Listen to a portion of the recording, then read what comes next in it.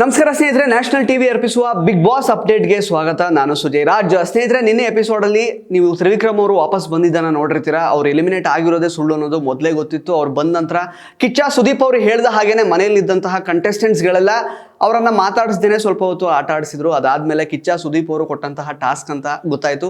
ಒಂದು ರೀತಿ ಒಳ್ಳೆ ಕ್ಯೂಟ್ ಮೂಮೆಂಟ್ಸ್ ಆಗಿತ್ತದೆಲ್ಲ. ಅದಾದ ನಂತರ ಬಿಗ್ ಬಾಸ್ ಕೆಫೆ ಅನ್ನುವಂತಹ ಒಂದು ಪ್ರಕ್ರಿಯೆ ಅಥವಾ ಟಾಸ್ಕನ್ನು ಪರ್ಫಾರ್ಮ್ ಮಾಡಲಿಕ್ಕೆ ಕಂಟೆಸ್ಟೆಂಟ್ಸ್ಗಳಿಗೆ ಬಿಗ್ ಬಾಸ್ ಆ್ಯಕ್ಚುಲಿ ಒಂದು ಸೂಚನೆ ಕೊಟ್ಟಿರ್ತಾರೆ. ಅದರ ಪ್ರಕಾರ ಯಾರ್ಯಾರನ್ನ ಎಚ್ಚರಿಸಬೇಕು ಮನೆಯಲ್ಲಿ ಆಟವನ್ನು ಆಡಲಿಕ್ಕೆ ಅವರನ್ನು ಎಚ್ಚರಿಸಬೇಕಾದಂತಹ ಒಂದು ಟಾಸ್ಕ್ ಇದು. ಸೊ ಅಂದರೆ ಒಂದು ಸ್ಪೆಷಲ್ ಕಾಫಿ ಇರುತ್ತೆ, ಅದನ್ನು ಅವರ ಮುಖಕ್ಕೆ ಎರಚಿ ಎಚ್ಚೆತ್ಕೊಳ್ಳಿ, ನಿಮ್ಮ ಆಟವನ್ನು ಸುಧಾರಿಸ್ಕೊಳ್ಳಿ, ಇನ್ನು ಕೆಲವೇ ವಾರಗಳಷ್ಟೇ ಇರೋದು. ಸೊ ಬಿಗ್ ಬಾಸ್ ಕಪ್ಪನ್ನು ಗೆಲ್ಲಬೇಕು ಅಂತಂದರೆ, ಅಟ್ಲೀಸ್ಟ್ ಅದರ ಹತ್ತಿರಕ್ಕೆ ಹೋಗಬೇಕು ಅಂತಂದರೆ ನಿಮ್ಮ ಆಟವನ್ನು ಯಾವ ರೀತಿ ಬದಲಾಯಿಸ್ಕೊಳ್ಬೇಕು ಅನ್ನುವಂತಹ ಒಂದು ಎಚ್ಚರಿಕೆಯ ಮಾತುಗಳನ್ನು ಆಡಬೇಕಾಗಿತ್ತು. ಒಬ್ಬೊಬ್ಬರು ಕಂಟೆಸ್ಟೆಂಟ್ಸ್ ಒಬ್ಬೊಬ್ಬರನ್ನ ಚೂಸ್ ಮಾಡಿಕೊಂಡ್ರು. ಗೌತಮಿ ಮತ್ತು ಮೋಕ್ಷಿತಾ ಅವರು ಲೈಕ್ ಮಂಜು ಅವ್ರನ್ನ ಚೂಸ್ ಮಾಡಿಕೊಂಡ್ರು. ಅಂದರೆ ಹೇಳಿದ್ದಂತಹ ರೀಸನ್ಸ್ ತುಂಬಾ ವ್ಯಾಲಿಡ್ ಆಗಿತ್ತು. ನಿಜವಾದ ಸ್ನೇಹ ಅವರಿಬ್ಬರ ಮಾತುಗಳಲ್ಲಿ ಕಂಡು ಬರ್ತಾ ಇತ್ತು.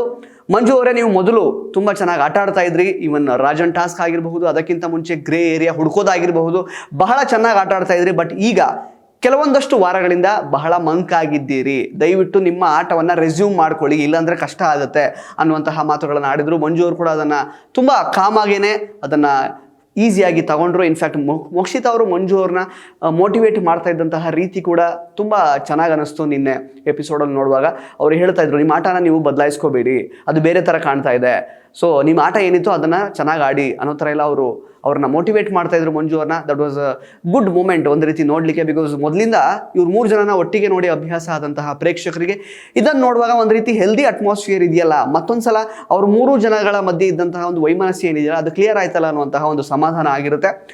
ಇದೇ ಒಂದು ಟಾಸ್ಕಲ್ಲಿ, ಕೆಫೆ ಟಾಸ್ಕಲ್ಲಿ ಚೈತ್ರ ಮತ್ತು ಐಶ್ವರ್ಯ ಅವ್ರಿಗೆ ಗಲಾಟೆ ಆಗುವಂತಹ ಒಂದು ಸಿಚುವೇಶನ್ ಕ್ರಿಯೇಟ್ ಆಗುತ್ತೆ. ಅಫ್ಕೋರ್ಸ್ ಆಲ್ರೆಡಿ ನಾವು ಇದು ವೀಕೆಂಡ್ ಎಪಿಸೋಡ್ಸನ್ನು ನೋಡುವಾಗಲೇ ಚೈತ್ರ ಮತ್ತು ಐಶ್ವರ್ಯ ನಡುವೆ ಜಗಳ ಆಗೋದು ಗ್ಯಾರಂಟಿ ಅಂತ ಆಗಲೇ ಅನಿಸಿತ್ತು. ಚೈತ್ರ ಅವರು ಎಗೇನ್ ಬಾಯಿ ಬಿಟ್ಟರೆ ಸುಳ್ಳು ಅದನ್ನೋದನ್ನು ಆಲ್ರೆಡಿ ಅವರು ಪ್ರೂವ್ ಮಾಡ್ಕೊಳ್ತಾನೆ ಇದ್ದಾರೆ ಪ್ರತಿ ಬಾರಿ ಕೂಡ. ಎಗೇನ್ ಎಲ್ಲ ತಪ್ಪನ್ನು ಅವರು ಐಶ್ವರ್ಯ ಅವ್ರ ಮೇಲೆ ಹೊರಿಸ್ತಾ ಇದ್ದಾರೆ. ಎಗೇನ್ ಅಲ್ಲಿ ಆ ಒಂದು ಚೇಂಜಿಂಗ್ ರೂಮಲ್ಲಿ ಏನೆಲ್ಲ ಮಾತುಕತೆ ಡಿಸ್ಕಷನ್ಸ್ ಆಗಿದೆಯಲ್ಲ, ಐಶ್ವರ್ಯ ಅವ್ರಿಗೆ ಮೋಕ್ಷಿತಾ ಅವರ ಸಾಕ್ಷಿ ಇದೆ. ಮೋಕ್ಷಿತಾ ಅವರು ಐಶ್ವರ್ಯ ಅವ್ರು ಏನೆಲ್ಲ ಹೇಳ್ತಾ ಇದ್ದಾರೋ ಅದನ್ನು ಸತ್ಯ ಅಂತ ಪ್ರಮಾಣೀಕರಿಸ್ತಾ ಇದ್ದಾರೆ. ಬಟ್ ಚೈತ್ರ ಅವರು ಹೇಳ್ತಾ ಇರೋದ್ರ ಬಗ್ಗೆ ನಾನು ಅದನ್ನು ಪ್ರೂವ್ ಮಾಡ್ತೀನಿ ಬೇಕಾದರೆ. ಲೈಕ್ ಅಂದರೆ ಚೇಂಜಿಂಗ್ ರೂಮಲ್ಲಿ ಐಶ್ವರ್ಯ ಅವರು ಯಾರ್ಯಾರ ಬಗ್ಗೆ ಮಾತಾಡಿದ್ರು, ಐಶ್ವರ್ಯ ಅವರು ಭವ್ಯ ಮತ್ತು ತ್ರಿವಿಕ್ರಮ್ ಅವ್ರನ್ನ ಟಾರ್ಗೆಟ್ ಮಾಡಬೇಕು, ಕಳಪೆ ಕೊಡಿ ಅಂತ ಹೇಳಿದ್ದಾಗಿರ್ಬಹುದು, ಟಾರ್ಗೆಟ್ ಮಾಡಿ ಆಟಾಡಿ ಅಂತ ಹೇಳಿದ್ದಾಗಿರ್ಬೋದು. ಅದೆಲ್ಲದಕ್ಕೂ ನಾನು ಬೇಕಿದ್ರೆ ಪ್ರೂವ್ ಮಾಡ್ತೀನಿ ಅಂತ ಚೈತ್ರ ಅವ್ರು ಹೇಳ್ತಾ ಇದ್ರು. ಬಟ್ ಚೈತ್ರ ಅವರು ಎಷ್ಟರ ಮಟ್ಟಿಗೆ ನಿಜ ಹೇಳ್ತಾ ಇದ್ದಾರೆ ಅದು ಗೊತ್ತಿಲ್ಲ. ಐಶ್ವರ್ಯ ಅವ್ರಿಗೆ ಬಿಕಾಸ್ ಇಲ್ಲಿ ಮೋಕ್ಷಿತಾ ಅವರ ಸಾಕ್ಷಿ ಇದೆ, ಹಾಗಾಗಿ ಚೈತ್ರ ಅವರು ಹೇಳ್ತಾ ಇರೋದೆಲ್ಲ ಸುಳ್ಳು ಅಂತ ಅನ್ಸುತ್ತೆ. ಬಟ್ ಅವರಿಬ್ಬರ ಒಂದು ಜಗಳ ಏನಿತ್ತಲ್ಲ ತುಂಬಾ ಒಂಥರ ಅತಿರೇಕಕ್ಕೆ ಹೋಯ್ತು. ನೀನು ಬಾಯಿ ಮುಚ್ಕೊಂತ ಅವ್ರು ಮಾತಾಡೋದೇನು, ಫಸ್ಟ್ ಐಶ್ವರ್ಯ ಅವರು ಚೈತ್ರ ಅವ್ರಿಗೆ ಹೇಳ್ತಾರೆ ಬಾಯಿ ಮುಚ್ಕೊಂತ, ಅವಾಗ ಇವರು ಟ್ರಿಗರ್ ಆಗಿ ಇನ್ನಷ್ಟು ಮಾತುಗಳನ್ನು ಆಡ್ತಾರೆ, ಏಕವಚನದ ಮಾತುಗಳು, ಜೊತೆಗೆ ಬಾಯಿ ಮುಚ್ಕೊಂತ ಅಂತ ಮತ್ತೊಂದ್ಸಲ ಹೇಳಿದಾಗ ನೀ ಎಲ್ಲ ಮುಚ್ಕೊಂತ ಚೈತ್ರ ಅವರು ಐಶ್ವರ್ಯ ಅವ್ರಿಗೆ ಹೇಳ್ತಾರೆ. ತುಂಬಾ ಒಂಥರ ಡರ್ಟಿ ಒಂಥರ ಫೈಟ್ ಥರ ಇದು ಕನ್ವರ್ಟ್ ಆಯಿತು ಮನೆಯಲ್ಲಿ. ಅಂದರೆ ಇದನ್ನು ನೋಡ್ತಾ ಇರ್ತಾರಲ್ಲ ಯಾರೆಲ್ಲ, ಈಗ ಫ್ಯಾಮಿಲಿ ಆಡಿಯನ್ಸ್ ನೋಡುವಂತಹ ಒಂದು ಶೋ ಅಂತ ಇದನ್ನು ಹೇಳ್ತಾರೆ. ಬಟ್ ಈ ರೀತಿ ಕಿತ್ತಾಡ್ಕೊಳ್ಳೋದು, ಲೈಕ್ ಬೈದಾಡ್ಕೊಳ್ಳೋದು ನೋಡುವಾಗ ಇದು ಎಷ್ಟರ ಮಟ್ಟಿಗೆ ಸಹ್ಯ ಅಂತ ಅನಿಸುತ್ತೆ ಪ್ರೇಕ್ಷಕರಿಗೆ ಗೊತ್ತಿಲ್ಲ. ಸ್ನೇಹಿತರೆ, ಇವರಿಬ್ಬರ ಒಂದು ಈ ಡರ್ಟಿ ಜಗಳದ ಬಗ್ಗೆ ನಿಮಗೇನು ಅನ್ನಿಸ್ತು ಅಂತ ದಯವಿಟ್ಟು ಕಮೆಂಟ್ ಬಾಕ್ಸಲ್ಲಿ ಕಮೆಂಟ್ ಮಾಡಿ ತಿಳಿಸಿ. ಇನ್ಫ್ಯಾಕ್ಟ್ ಭವ್ಯ ಅವ್ರಿಗೇ ಸಿಕ್ಕಾಪಟ್ಟೆ ಕಷ್ಟ ಆಗೋಯ್ತು ಇವರಿಬ್ಬರನ್ನ ಸೈಲೆನ್ಸ್ ಮಾಡಿಸೋದು. ಆ್ಯಂಡ್ ಎಗೇನ್ ಚೈತ್ರ ಅವರು ಎಷ್ಟೇ ಹೇಳಿದ್ರು ಕೂಡ ಫಸ್ಟ್ ಅಲ್ಲಿ ಮಾತಾಡಬೇಕಾಗಿರುತ್ತೆ. ಯಾರು ಬಂದು ಮುಖಕ್ಕೆ ಹೆರಚಿ ಏನೋ ಒಂದು ಸೂಚನೆನ ಕೊಡೋದಕ್ಕೆ ರೆಡಿ ಇರ್ತಾರಲ್ಲ ಅವ್ರು ಮಾತಾಡಬೇಕಾಗಿರುತ್ತೆ. ಅವ್ರು ಮಾತಾಡಿದಾಗ ಇವ್ರ ಮಂತ್ರ ಅವ್ರೇನು ಎಚ್ಚೆತ್ಕೊಳ್ಳೋದಕ್ಕೆ ಯಾವ ವಿಷಯನ ತಗೊಂಡು ಹೇಳ್ತಾ ಇದ್ದಾರೋ ಅದಕ್ಕೆ ಉತ್ತರ ಕೊಡಬೇಕಾಗಿರುತ್ತೆ. ಬಟ್ ಐಶ್ವರ್ಯ ಅವರು ಹೇಳೋದಕ್ಕಿಂತ ಮೊದಲೇ, ಅಂದರೆ ಹೇಳುವ ಮಧ್ಯದಲ್ಲೇ ಇವರು ಸ್ಟಾಪ್ ಮಾಡಿ ಮಾತಾಡ್ತಾ ಇದ್ರು. ತುಂಬಾ ಒಂಥರ ಎಲ್ರಿಗೂ, ಇನ್ಫ್ಯಾಕ್ಟ್ ರಜತ್ ಅವರೇ ಅಯ್ಯೋ ಏನಪ್ಪ ಇದು ನಿಲ್ಸಿದ್ರೆ ಸಾಕಪ್ಪ ಅನ್ನೋ ಥರ ಆಗ್ಬಿಟ್ಟಿತ್ತು ಮನೆಯವರಿಗೆಲ್ಲ. ಸಾಕು ಇವ್ರದ್ದೇನು ಮುಗಿಯಲ್ಲ ಅಂತ. ಯಾಕೆಂತಂದರೆ ಮತ್ತೆ ಚೈತ್ರ ಅವರ ಒಂದು ಸರದಿ ಬಂದಾಗ ಚೈತ್ರ ಅವರು ಕೂಡ ಐಶ್ವರ್ಯ ಅವ್ರ ಮುಖಕ್ಕೆ ಕಾಫಿಯನ್ನು ಎರಚಿ ಮತ್ತೆ ಇದು ಶುರುವಾಗುತ್ತೆ ಅಂತ ಗೊತ್ತಿತ್ತು. ಹಾಗಾಗಿ ಎಲ್ರಿಗೂ ಒಂಥರ ಟೆನ್ಷನ್ ವಾತಾವರಣ, ಕಿರಿಕಿರಿ ವಾತಾವರಣ ಇವರು ಚೈತ್ರ ಮತ್ತು ಐಶ್ವರ್ಯ ಅವರು ಫೈಟ್ ಮಾಡಿದಾಗ.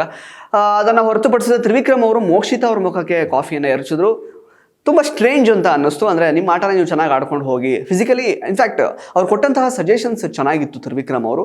ನೀವು ಫಿಸಿಕಲಿ ಕೂಡ ತುಂಬ ಚೆನ್ನಾಗಿ ಆಟ ಆಡ್ತೀರಾ, ನಿಮ್ಮ ಆಟವನ್ನು ಎಲ್ಲೋ ಒಂದು ಕಡೆ ಕಳ್ಕೊಂಡ್ಬಿಟ್ಟಿದ್ದೀರಾ ಅಂತ ಅನ್ನಿಸ್ತಾ ಇದೆ. ಮತ್ತೆ ರೆಸ್ಯೂಮ್ ಆಗಲಿಕ್ಕೆ ನಿಮಗೆ ಕೆಪಾಸಿಟಿ ಇದೆ, ಪೊಟೆನ್ಷಿಯಲ್ ಇದೆ, ನೀವು ನೋಡ್ಕೊಂಡು ಆಟಾಡಿ ಅಂತ ಹೇಳ್ತಾರೆ. ಭವ್ಯ ಅವರು ಕೂಡ ಐಶ್ವರ್ಯ ಅವ್ರಿಗೆ ಹಾಕ್ತಾರೆ. ಅಂದರೆ ಐಶ್ವರ್ಯ ಅವರೇ ತುಂಬ ಲೋ ಆಗಿದ್ದೀರಾ ನೀವು, ಸೊ ಈ ಲೋ ಫೇಸಿಂದ ಹೊರಗಡೆ ಬನ್ನಿ, ಚೆನ್ನಾಗಿ ಆಟ ಆಡೋದಕ್ಕೆ ಶುರು ಮಾಡಿ ಅಂತೆಲ್ಲ ಹೇಳ್ತಾರೆ. ಇದಾದ ನಂತರ ತ್ರಿವಿಕ್ರಮ್ ಮತ್ತು ಭವ್ಯ ಅವ್ರ ಮಧ್ಯೆ ಒಂದು ಕ್ಯೂಟ್ ಫೈಟ್ಸ್ ಎಲ್ಲ ನಡೆಯುತ್ತೆ. ಅಂದರೆ ತ್ರಿವಿಕ್ರಮ್ ಅವರು ಆ್ಯಕ್ಚುಲಿ ನಿದ್ದೆ ಮಾಡಿ ಕೋಳಿ ಕೂಗಿಸ್ಕೋತಾರೆ. ಸೊ ಹಾಗಾಗಿ ಕೆಲವೊಂದಷ್ಟು ಪನಿಷ್ಮೆಂಟ್ ಕೊಡಬೇಕಾಗಿರುತ್ತೆ ಕ್ಯಾಪ್ಟನ್ ಆಗಿ ಭವ್ಯ ಅವರು. ಆ ಟೈಮಲ್ಲಿ ತ್ರಿವಿಕ್ರಮ್ ಅವರು ಒಪ್ಪಲ್ಲ. ಒಂದು ರೀತಿ ಅದು ಕ್ಯೂಟ್ ಫೈಟ್ಸ್ ಆ್ಯಕ್ಚುಲಿ, ಅದು ತುಂಬ ಸೀರಿಯಸ್ ಫೈಟ್ಸ್ ಏನಲ್ಲ. ಬಟ್ ಭವ್ಯ ಅವರು ನಾನು ಕ್ಯಾಪ್ಟನ್ಸಿ ಚೆನ್ನಾಗಿ ಮಾಡ್ತಾ ಇದ್ದೀನಿ ಅನ್ನೋ ನಿಟ್ಟಿನಲ್ಲಿ ಇದನ್ನು ಪ್ರೂವ್ ಮಾಡ್ಕೊಳ್ಳಿಕ್ಕೆ ಇದೊಂದು ವೇದಿಕೆ ಆಯಿತು ಅಂತಲೇ ಹೇಳ್ಬೋದು. ಬಿಕಾಸ್ ಅವರು ಲೈಕ್ ತ್ರಿವಿಕ್ರಮ್ ಅವರು ಕಂಟೆಸ್ಟೆಂಟು ಫ್ರೆಂಡ್ ಅನ್ನೋ ಕಾರಣಕ್ಕೆ ಅವ್ರಿಗೇನು ರಿಯಾಯಿತಿ ಎಲ್ಲ ಕೊಡ್ತಾ ಇಲ್ಲ. ಅವರು ತುಂಬ ಚೆನ್ನಾಗಿ ಪರ್ಫಾರ್ಮ್ ಮಾಡ್ತಾ ಇದ್ದಾರೆ ಭವ್ಯ ಅವರು. ಅದನ್ನು ಹೊರತುಪಡಿಸಿದ್ರೆ ಅದಾದಮೇಲೆ ಗ್ರಾಸರಿ ಟಾಸ್ಕ್ ಇತ್ತು. Grocery task actually it was very creative. Chaitra ಅವರು ಆಟ ಆಡ್ತಾ ಇದ್ರು ಅದರಲ್ಲಿ. ನಮ್ಮ ತ್ರಿವಿಕ್ರಮ್ ಅವರು ಹೊರಗಡೆ ಇದ್ದರು. ಅವರು 9ನೇ ಲೈಕ್ ಅಭ್ಯರ್ಥಿನೂ ಆಗಿದ್ರು. ಭವ್ಯ ಅವರು ಹೊರಗಡೆಯಿಂದ ಉಸ್ತುವಾರಿ ಥರ ಅಂದರೆ ಜಸ್ಟ್ ನೋಡ್ಕೊಳ್ತಾ ಇದ್ರು ಅಷ್ಟೇ. ಅದು ಕೂಡ ಕ್ರಿಯೇಟಿವ್ ಆಗಿತ್ತು. ಬಟ್ ಸರಿಯಾಗಿ ಆ ಒಂದು ಟಾಸ್ಕನ್ನು ಏನೊಂದು ರೂಲ್ ಪ್ರಕಾರ ಮಾಡದಿರುವ ಕಾರಣ 2 ಬುಟ್ಟಿಗಳನ್ನೇನೋ ಕಳ್ಕೊತಾರೆ. ಅದಾದಮೇಲೆ ಕೆಲವೊಂದಷ್ಟು ರೂಲ್ಸ್ ಆ್ಯಂಡ್ ಅಗೈನ್ ಈಗ ಚೇಂಜಿಂಗ್ ರೂಮಲ್ಲಿ ಮಾತಾಡಿದ್ದು ಅದೆಲ್ಲ ಇತ್ತಲ್ಲ ವಿಷಯ, ಗೊತ್ತಾಯ್ತಲ್ಲ ಲಾಸ್ಟ್ ವೀಕೆಂಡ್ ಎಪಿಸೋಡಲ್ಲಿ. ಅದಕ್ಕೋಸ್ಕರ ಇನ್ನೆರಡೇನೋ ಬುಟ್ಟಿಗಳನ್ನು ಕಳ್ಕೊಳ್ಬೇಕಾದಂತಹ ಪರಿಸ್ಥಿತಿ ಎದುರಾಗುತ್ತೆ ಮನೆಯವ್ರಿಗೆ. ಸೊ ಎಲ್ಲೋ ಕೆಲವೊಂದಷ್ಟು ಬುಟ್ಟಿಗಳು ಅಂದರೆ ಇಡೀ ವಾರಕ್ಕೆ ಬೇಕಾಗಿರುವಂತಹ ಗ್ರಾಸರಿ ಮಾತ್ರ ಉಳಿಯುತ್ತೆ. ಅದನ್ನೆಲ್ಲ ಹೊರತುಪಡಿಸಿದ್ರೆ ಸ್ನೇಹಿತರೆ, ಚೈತ್ರ ಅವರು ಒಂದು ಮಾತನ್ನ ಹೇಳ್ತಾರೆ ನಿನ್ನೆ. ಇಲ್ಲಿ ದೇವಸ್ಥಾನಕ್ಕೆ ಹೋಗೋರು ದೇವಸ್ಥಾನಕ್ಕೆ ಹೋಗಬೇಕು, ಪಬ್ಬಿಗೆ ಹೋಗೋರು ಪಬ್ಗೆ ಹೋಗಬೇಕು. ಈ ಬಿಗ್ ಬಾಸ್ ಯಾಕೋ ನನಗೆ ಸರಿ ಆಗ್ತಾ ಇಲ್ಲ, ನನ್ನ ನಿರ್ಧಾರನ ಸರಿಯಾಗಿ ಮಾಡಬೇಕಾಗಿತ್ತು, ಈ ಬಿಗ್ ಬಾಸ್ ನನಗಲ್ಲ ಅಂತ ನಂಗೆ ತುಂಬ ಸಲ ಅನಿಸಿದೆ, ನಾನು ತುಂಬ ತಪ್ಪು ಮಾಡಿಬಿಟ್ಟೆ ಅಂತ ಅನ್ನಿಸ್ತಾ ಇದೆ ಬಿಗ್ ಬಾಸಿಗೆ ಬಂದು ಅನ್ನುವಂತಹ ಮಾತುಗಳನ್ನು ಆಡ್ತಾರೆ. ಇನ್ಫ್ಯಾಕ್ಟ್ ಇದು ಬಹಳ ಚರ್ಚೆ ಆಗಬೇಕಾಗಿರುವಂತಹ ವಿಷಯ ಅಂತ ನನಗೆ ಅನ್ನಿಸ್ತಾ ಇದೆ. ಯಾಕೆಂತಂದರೆ 80 ದಿನ ಆದಮೇಲೆ ಈ ರೀತಿ ಒಂದು ಸ್ಟೇಟ್ಮೆಂಟ್ ಕೊಡ್ತಾರೆ ಅಂತಾದರೆ ಚೈತ್ರ ಅವ್ರಿಗೆ ಗೊತ್ತಿರಲಿಲ್ವಾ ಇಲ್ಲಿ ಕಂಪ್ಲೀಟಾಗಿ ಅವರ ಪರ್ಸ್ನಾಲಿಟಿ ಏನಿರುತ್ತೋ ಅದು ಮಾತ್ರ ಅನಾವರಣ ಆಗುತ್ತಷ್ಟೇ ಜನಗಳ ಮುಂದೆ. ಅದನ್ನು ಹೊರತುಪಡಿಸಿ ಬೇರೇನೂ ಆಗಲಿಕ್ಕೆ ಸಾಧ್ಯ ಇಲ್ಲ ಅಲ್ವಾ. ಅವ್ರು ಹೇಗಿರ್ತಾರೋ ಅವರ ಬಾಯಿಂದ ಯಾವ ಥರ ಮಾತುಗಳು ಬರುತ್ತೋ ಅದೇ ಜನಕ್ಕೆ ಕೇಳಿಸೋದು. ಅವರಲ್ಲದೇ ಇರುವಂತಹ ಅವರನ್ನು ನಾವು ಊಹಿಸ್ಕೊಳ್ಳಿಕ್ಕೆ ಸಾಧ್ಯ ಇಲ್ಲ ಪ್ರೇಕ್ಷಕರು. ಈಗ ಅವರಿಗೆ ಏನೋ ಒಂದು ರೀತಿ ಜ್ಞಾನೋದಯ ಆಗಿದೆ, ನನಗಿದಲ್ಲ ಅನ್ನುವಂತಹ ಒಂದು ಮಾತುಗಳನ್ನು ಆಡ್ತಾ ಇದ್ದಾರೆ. ಸುದೀಪ್ ಅವರು ಬಹುಶಃ ಇದನ್ನು ಅಡ್ರೆಸ್ ಮಾಡಬಹುದು. ಯಾಕೆಂದರೆ ಅವರು ಇನ್ನೊಂದು ಮಾತು ಕೂಡ ಹೇಳ್ತಾರೆ, ನನ್ನ ಮಾತು ಕಿರಿಕಿರಿ, ಮಾತೇ ನನಗೆ ಅನ್ನ ಹಾಕಿದೆ, ಮಾತಿನಲ್ಲೇ ನಾನು ಇಲ್ಲಿ ತನಕ ಬಂದಿದ್ದೀನಿ, ಮಾತೇ ಕಿರಿಕಿರಿ ಅನ್ನುವಂತಹ ಸಿಚುವೇಶನ್ ಇಲ್ಲಿ ಕ್ರಿಯೇಟ್ ಆಗಿದೆಯಲ್ಲ, ನನಗೆ ಇದು ತುಂಬ ನನಗೆ ಪ್ರೆಷರೈಸ್ ಮಾಡ್ತಾ ಇದೆ. ಸೊ ನನ್ನ ಮಾತಿಂದ ಇನ್ನೊಬ್ಬರಿಗೆ ಈ ಥರ ಇದಾಗ್ತಿದೆ ಅಂತಂದರೆ ನನಗೆ ಗೊತ್ತಾಗ್ತಿಲ್ಲ ಇದು ಯಾವ ಥರ ಅಂತ ಅನ್ನೋ ಮಾತುಗಳನ್ನೆಲ್ಲ ಹೇಳ್ತಾರೆ. ಭವ್ಯ ಅವರು ಕೂಡ ಅವರನ್ನು ಕನ್ಸೋಲ್ ಮಾಡುವಂತಹ ಪ್ರಯತ್ನ ಮಾಡ್ತಾರೆ. ನೋಡಿ ಹಂಗೆ ಅಂದ್ಕೊಳ್ಬೇಡಿ ಆ ಥರ ಎಲ್ಲ.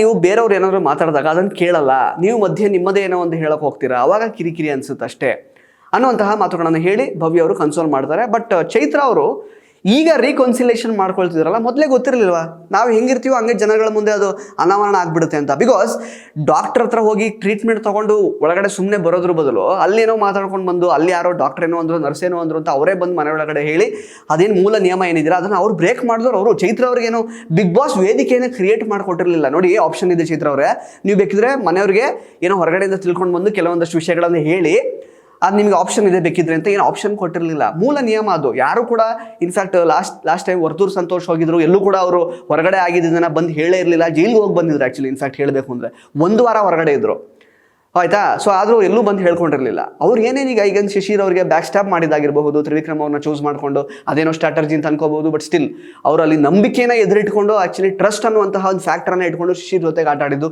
ಶಿಶಿರ್ ಆಗಿದ್ದಕ್ಕೆ ಅದನ್ನು ಕಂಟಿನ್ಯೂ ಮಾಡೋದು ಬೇಡ ಅಂತ ಅದನ್ನು ಸಾಲ್ವ್ ಮಾಡಿಕೊಂಡು he himself came to peace ಅಷ್ಟೇ. ನಮ್ಮ ಸಂದರ್ಶನದಲ್ಲೂ ಹೇಳಿದ್ದಾರೆ, ಅಂದರೆ ಅಲ್ಲೇ ಇರಬೇಕಾಗುತ್ತೆ ಮುಖ ನೋಡಿಕೊಂಡು ಎಷ್ಟೋ ದಿನ. ಸೊ ಅದನ್ನು ಸಾಧಿಸ್ತಾ ಇರೋಕ್ಕಾಗಲ್ಲ ಜಿದ್ದನ್ನು. ಇವ್ರು ನನಗೆ ಹಿಂದೆಯಿಂದ ಬ್ಯಾಕ್ ಸ್ಟಾಪ್ ಮಾಡಿದ್ರು, ಬೆನ್ನಿಗೆ ಚೂರಿ ಹಾಕಿದ್ರು ಅಂತ. ಹಾಗಾಗಿ ಮುಂದುವರ್ಸ್ಕೊಂಡು ಬಂದರು ಅಷ್ಟೇ. ಬಿಟ್ಟರೆ ಚೈತ್ರ ಅವರು ಎಷ್ಟರ ಮಟ್ಟಿಗೆ ಶಿಶಿರ್ ಅವರಿಗೆ ಬ್ಯಾಕ್ ಸ್ಟಾಪ್ ಮಾಡಿದ್ರು ಅನ್ನೋದು ಎಲ್ರಿಗೂ ಗೊತ್ತು, ಅನಾವರಣ ಆಗೋಗಿದೆ. ಆ್ಯಂಡ್ ಹೊರಗಡೆಯಿಂದ ಬಂದು ಹೇಳ್ಕೊಂಡು ಎಲ್ರಿಗೂ ತಲೆಗೆ ತುಂಬಿ ಏನೆಲ್ಲ ಹುಳ ಬಿಟ್ಟಿದ್ರು ಅಂತ ಗೊತ್ತಿದೆ. ಸೊ ಈಗ ಅಗೇನ್ ಚೇಂಜಿಂಗ್ ರೂಮ್ ಅನ್ನುವಂತಹ ಹೊಸದು ಈಗ ಶುರುವಾಗಿದೆ. ಆ್ಯಂಡ್ ಅಗೇನ್ ಅವ್ರದ್ದು ಪ್ಯಾಟ್ರನ್ ಕಾಣ್ತಾ ಇದೆ ಅಂತ ಸುದೀಪ್ ಅವರು ಬಹಳ ಚೆನ್ನಾಗಿ ಹೇಳಿದ್ರು ಮೊನ್ನೆ ಎಪಿಸೋಡಲ್ಲಿ. ಪ್ಯಾಟ್ರನ್ ತುಂಬ ಚೆನ್ನಾಗಿ ಕಾಣ್ತಿದೆ. ಏನಂತಂದರೆ ಥರ್ಸ್ಡೇ ತನಕ ಚೆನ್ನಾಗಿರ್ತಾರೆ, ಯಾವಾಗ ಕಳಪೆ ಕೊಡೋದು ಅಥವಾ ಇನ್ನೇನೋ ಸ್ವಲ್ಪ ವೀಕೆಂಡ್ ಬರುತ್ತೆ ಅಂತ ಆಗುವಾಗ ಅವರು ಹುಷಾರು ತಪ್ತಾರೆ ಸಡನ್ನಾಗಿ. ಮತ್ತು ಕಳಪೆ ಇನ್ನೇನು ಕೊಟ್ಬಿಡ್ತಾರೆ ಅಂತ ಅಂದ್ಕೊಳ್ಳುವಾಗ ಎಲ್ಲರ ಹತ್ರ ಚೆನ್ನಾಗಿ ಮಾತಾಡ್ತಾರೆ. ಅದು ಎಲ್ರಿಗೂ ಗೊತ್ತು, ಮನೆ ಒಳಗಡೆ ಇರೋವಂಥವ್ರಿಗೆ. ಇದೇನೋ ನಾವು ಸ್ಪೆಸಿಫಿಕ್ಕಾಗಿ ಎತ್ತಿ ಹೇಳ್ತಾ ಇರೋದಲ್ಲ, ಎಲ್ರಿಗೂ ಗೊತ್ತು. ಸಡನ್ನಾಗಿ ಅವ್ರಿಗೆ ಈ ರೀತಿ ಈ ಪ್ಯಾಟ್ರನ್ ಇದೆಯಲ್ಲ, ಈ ಕಳಪೆ ಅಂತ ಬರುವಾಗ ಮಾತಾಡೋದು, ಎಲ್ಲರ ಜೊತೆ ಚೆನ್ನಾಗಿರುವಂತಹ ಪ್ರಯತ್ನ ಮಾಡೋದು, ಇದೆಲ್ಲ ತುಂಬ ಚೆನ್ನಾಗಿ ಗೊತ್ತಾಗ್ತಿದೆ. ಅವ್ರ ವ್ಯಕ್ತಿತ್ವ ಎಂಥದ್ದು ಅನ್ನೋದನ್ನು ಅವ್ರ ಅನಾವರಣ ಅವ್ರು ಮಾಡ್ಕೋತಾ ಇದ್ದಾರೆ. ಅದೇ ರೀತಿಯಾಗಿ ಚೈತ್ರ ಅವ್ರ ಥರನೇ ಬೇರೆಯವರ ಒಂದು ವ್ಯಕ್ತಿತ್ವಗಳು ಕಾಣ್ತಾ ಇವೆ. ಸೊ ಹಾಗಾಗಿ ಈಗ ಸುದೀಪ್ ಅವರೇ ಹೇಳಿದರು, ಥರ್ಸ್ಡೇ ಆಗುವಾಗ ಹಿಂಗಾಗುತ್ತೆ, ಸಡನ್ನಾಗಿ ಇವಾಗ ಏನೋ ಹುಷಾರು ತಪ್ತಾರೆ. ಈಗ ನೋಡಿದ್ರೆ ಹುಷಾರಾಗಿದ್ದಾರೆ ಆ್ಯಕ್ಚುಲಿ ಹೇಳಬೇಕು ಅಂತಂದರೆ. ಇನ್ಫ್ಯಾಕ್ಟ್ ಆ ದೆವ್ವ ಏನೋ ಬಂದಿದ್ರಲ್ಲ, ಯಾರಪ್ಪ 100 ಜನ್ಮಕ್ಕೂ ಅನ್ನುವಂತಹ ತಂಡದವರು ಬಂದಾಗ ಇಷ್ಟೊಂದು ಜನ ಇದ್ದಾರೆ, 10-15 ಜನ ಅಲ್ಲ 11 ಜನ ಏನೋ ಇದ್ದಾರೆ ಮನೆ ಒಳಗಡೆ. ಅಷ್ಟಿದ್ರೂ ಕೂಡ ಆ ಲೆವೆಲ್ಗೆ ಹೆದರ್ಕೊಳ್ಬೇಕಾದಂತಹ ಅವಶ್ಯಕತೆ ಇತ್ತ? ಆ ಥರದ ಪ್ರಶ್ನೆನೂ ಇನ್ಫ್ಯಾಕ್ಟ್ ರಜತ್ ಅವರು ತುಂಬ ಫನ್ನಿ ಆಗೋದನ್ನು ತೋರಿಸಿದ್ರು. ಆ ಲೆವೆಲಿಗೆ ಬಿಲ್ಡಪ್ ಪಕ್ಕದಲ್ಲೆಲ್ಲ ಇದ್ದು ನಾವು ಅಷ್ಟೊಂದು ಹೆದರ್ಕೊಳ್ಳೋ ಅವಶ್ಯಕತೆ ಇತ್ತು ಅನ್ನೋ ರೀತಿಯಲ್ಲಿ.